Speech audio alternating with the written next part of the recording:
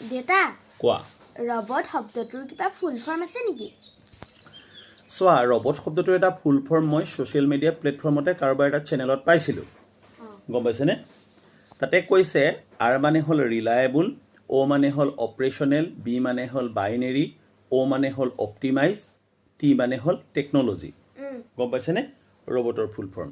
কিন্তু যেতিয়া further study কৰিলোঁ অকণমান বেলেগত চালোঁ তেতিয়া দেখিলোঁ যে ৰবট শব্দটো কোনো এক্ৰনিয়ম নহয় গতিকে তাৰ ফুল ফৰ্ম থকাৰ কোনো প্ৰশ্নই থাকিব নোৱাৰে যেনেকৈ ভাইৰাছ শব্দটোৰ ফুল ফৰ্ম আছে ভাইটেল ইনফৰমেশ্যন ৰিচোৰ্চেছ আণ্ডাৰ চিজ ঠিক তেনেকৈ ৰবটৰ তেনেকুৱা ফুল ফৰ্ম নাই আচলতে ৰবট শব্দটো হ'ল চেক ভাষাৰ এটা শব্দ আৰু চেক ভাষাত ৰবট শব্দটোৰ অৰ্থ হ'লগৈ ফ'ৰ্চ লেবাৰ বা জোৰ কৰি আনৰ পৰা কাম আদায় কৰাৰ যিটো ব্যৱস্থা বা ডাইৰেক্ট ৱৰ্ক বা কামকো ৰবট বুলি কোৱা হয় চেক ভাষাত গম পাইছেনে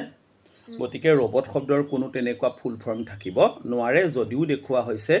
আৰ মানে ৰিলায়েবল অ' মানে অপাৰেশ্যনেল বি মানে বাইনেৰী অ' মানে